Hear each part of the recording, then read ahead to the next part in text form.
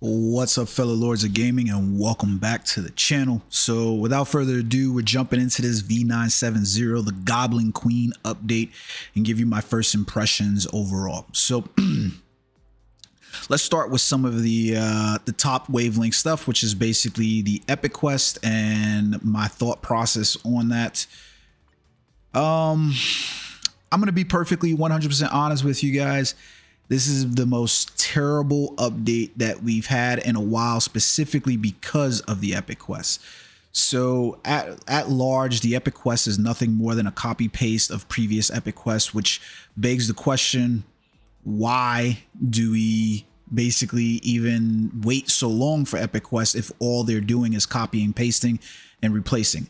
It gets even worse than that, because in my opinion, they even scheme out on things that you should just be able to have available to you. So for instance, like the time travel over here, while Rachel and Hope are pictured, guess what? Your BIOS that you're going to get for Rachel and Hope, not Rachel and Hope. It's going to be Kid Omega and Cyclops. So we're getting BIOS for characters within an area that realistically we don't need them there. Like Kid Omega, I have had no problem collecting BIOS for Kid Omega over the years. So one of the things they did do is they finally added a gender bar, I guess, or whatever here for choosing. So that should make things a little bit more easier for you to basically navigate. But essentially, Kid Omega is sitting here, and you can see, for instance, if I wanted to awaken Kid Omega, like I've already had him sitting at tier, you know, ready for this, because he was one of my characters that I was kind of waiting to basically get T3'd or something like that. So he was one of those characters I invested in when I was just looking at wasting my Phoenix Feathers and stuff like that inside the game. So Phoenix Feathers and your Mcron shards and all those other things. So I already had his gears all ready to go.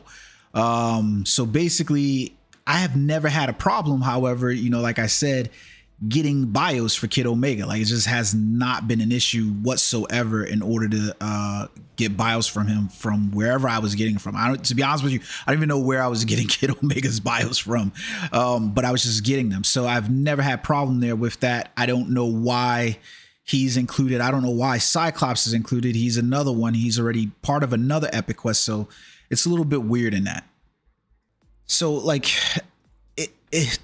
I guess the point is that with a copy paste Epic Quest with very lackluster rewards in terms of Exodus,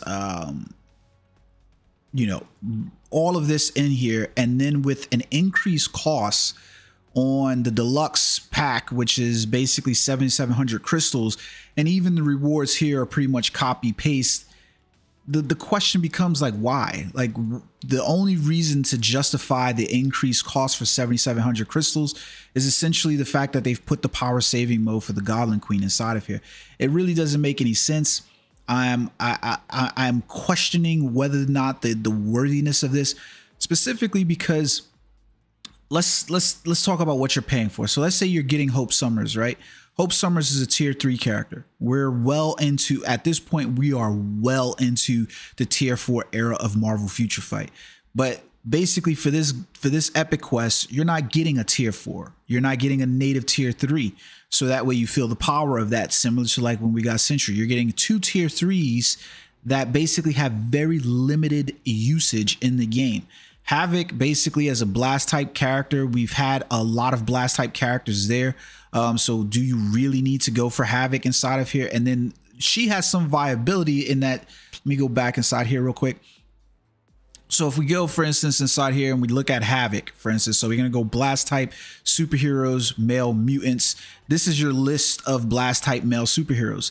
Is Havoc going to perform above and beyond the likes of Professor X, even Cyclops, or Cable, for instance, who are all tier 4, and you have the potential here for other blast male characters like Kid Omega and Iceman. I think Iceman also has a tier 4. Does he have a tier 4? No, he's tier 3, excuse me. So we could be revisiting these class of characters. Meanwhile, he's a tier 3 character inside the game who seems like it has a very questionable kit in that. Like, I don't know where they were going with this kit. I don't know where the potentiality for this kit was, but it doesn't seem like it was done very well. If that's just me being honest. So I don't feel like he's necessarily worth it in that regard. And then when you look at the combat superhero female who's a mutant, this one falls into a very, very short range here, because you essentially only have X-23. X-23 has her transcendence in the game, and then you have Hope, who is basically, yes, like I would say that she's worth it on the aspect of just that she's a combat superhero female. And even if I took away the mutant and I just made all species, it's a very even shorter list for Hope to basically be fulfilling, because at writ large, let's be honest, she doesn't have very many characters that are going to be probably above her. Crescent has never received the love that, you know, some of the OG characters like Luna and Sharon have received. I don't expect that she's ever going to. She quickly eclipses Nebula in terms of base character kits, and she doesn't even have a uniform as of yet. And then you essentially have the one character who potentially does come back in here and, you know, overtakes her, and that is going to be She-Hulk. But I think Hope's kit, the way that she's built, is going to lend her probably to a lot more in terms of what the character is going to be able to do, because she has a whole lot on all of her skills. So like if you were to look at her 1, she's got stun, she's got silence. You looked at her 2, she's basically got snare, paralysis. You look at her 3, and she's basically got burn, shock, silence. 4, she's got, like, she's just a litany of things that you basically have inside of a character kit, essentially to make her, you know, very viable for ABX. If she's just limited there, I don't know, but her kit also happens to look pretty decent and pretty good as well. So I think there's some viability in terms of purchase, but you have to determine whether $50 is worth it for, you know, a character inside of a mobile game. I know plenty of players who play gachas would argue yes. So it becomes question. You do need her, but my real feelings is that the Epic Quest is just really short and shy of anything unique or anything that warrants, you know, us the player basically like having to get after this. Is Hope gonna be the meta for ABX? Are you trying to push the meta for ABX for combat female days? No, then you probably don't need her. Is Havoc going to push the meta for blast type males? No, then you probably fine with just running the quest normally. The only person that's inside of this whole entire deluxe pack that basically becomes a must-have, and that's highly dependent upon her receiving a tier 4, is Madeline Pryor. Is she going to be a PvP demigod, the likes of Jean Grey? Yes, she is. Is she probably going to beat out Jean Grey in terms of PvP? No, she's not. So like it becomes questionable whether or not you even need to get the character. Like it's a very, very lackluster. Madeline Pryor should have been introduced to the game at a native tier 3 at a minimum. Do I understand why they made her a native tier 2? Yes, because they don't want her to eclipse Jean Grey. That's just simply the truth about it. Jean Grey's a native tier 2, so Madeline Pryor is going to be a native tier 2, because I don't want to make her a native tier 3 and then give her a tier 4 and then somehow she ends up below Jean Grey. Like that's just the way it's going to work. Now, you know, you could look at Sentry and be like, well, that was a native tier 3 character that we got inside the game, and you could look at Molecule Man and be like, probably the same, but I don't know. Like I really feel like this is where they dropped the ball. There's a number of improvements behind the scenes that they did for the game, for like filters and quality of life things, but these things by and large are just pretty much shade. They're background things nobody asked for. They're like, you know, basically like, for instance, go into my uniforms and I can look at my recommended uniforms if I want to, and I can, you know, basically like filter on all my uniforms. It's the same thing that they just did for the for me to be able to do my team management and stuff like that. Like I have, you know, a new row for gender, and like you can see how this wasn't something that took a whole slew of time to basically do.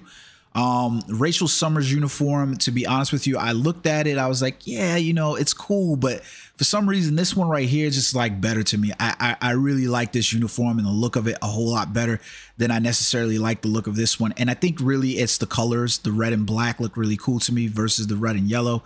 I will pick up the uniform either way, just because I really feel like this is going to be the update though that is going to start to weigh on people. Like, it's weighing even on me. Like, I remember when I was reviewing MFR, for instance, and I felt like when the game hit a point where I was like, I don't even really want to invest money in this game anymore because the future is looking so bleak. And I don't want to be a doomsayer for Marvel Future Fight. I've been on this ride with Marvel Future Fight since after year one, but I'm starting to feel that same thing with the updates from last year after June, and then getting into the updates for this year beginning. I don't want to be the doomsayer, but like, this is starting to feel like this is a directionless update. Like, it's a lack of understanding from the developers about the game that they're putting out and the effort that they're putting out as well.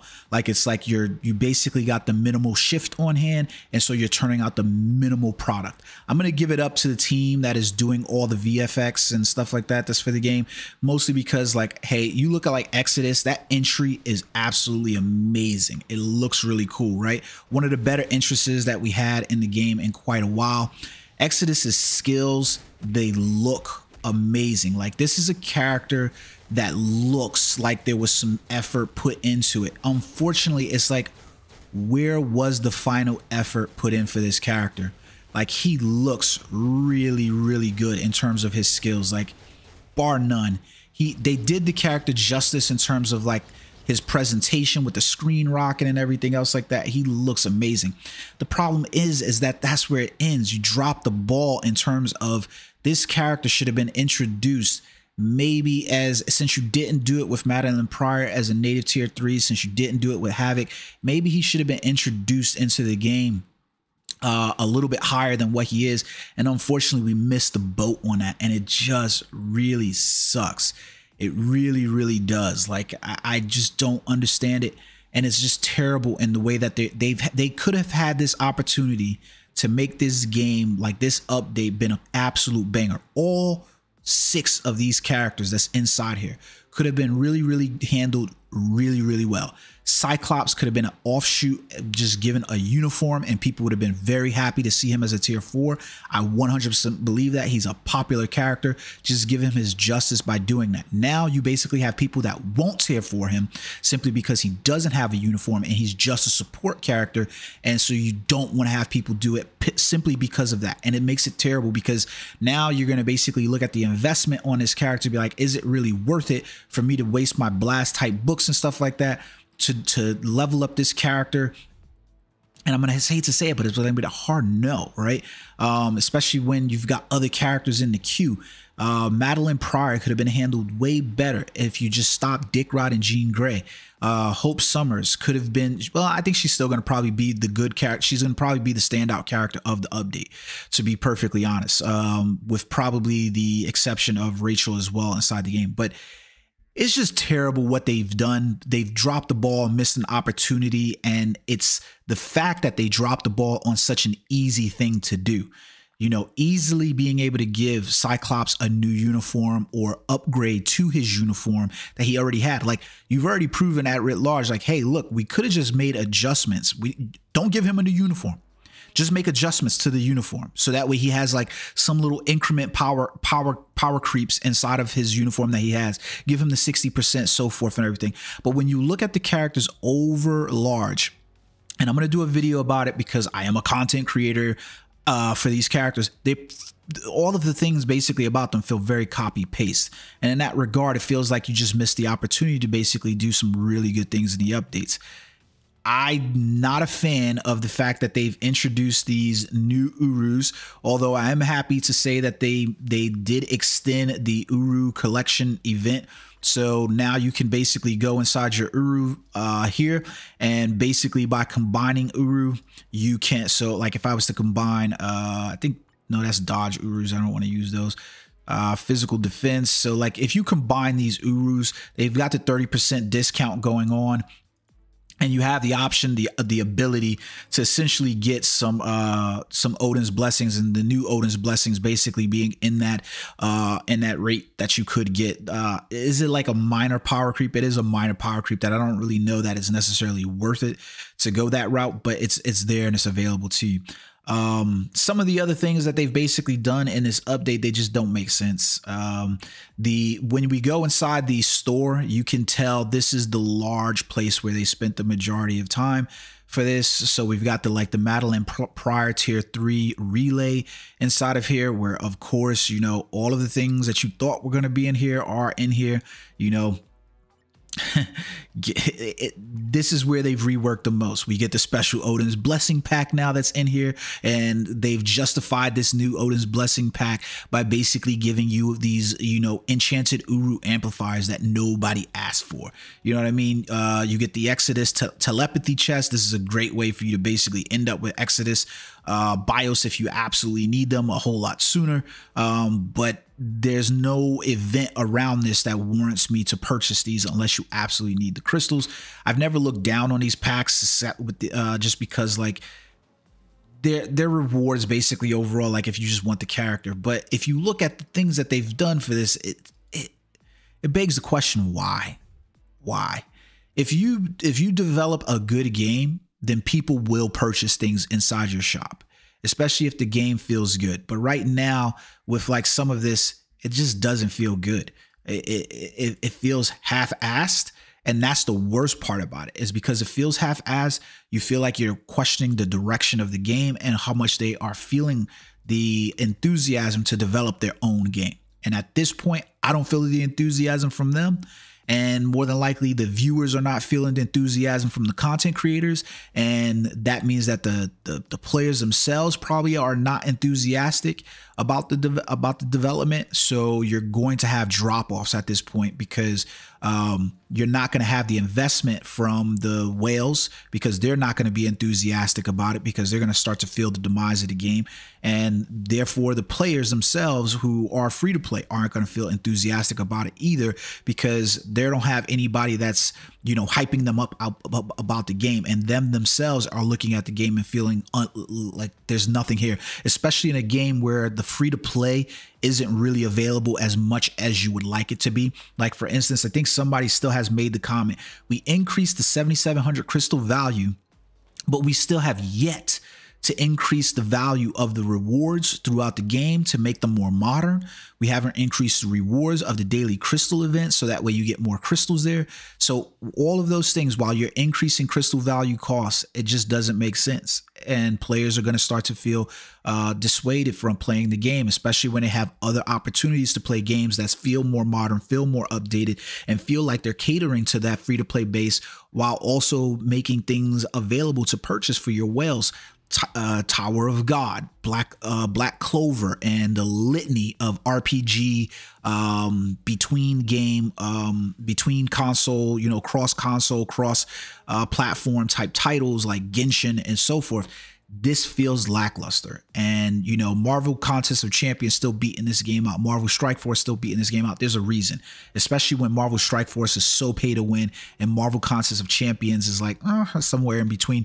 There's no reason that Marvel Future Fight shouldn't be on the right course, but yet here we are again, starting off 2024 with absolute trash, with a copy-paste epic quest and a bunch of quality of life features that should have just been done. Not part of an update, should have just been done.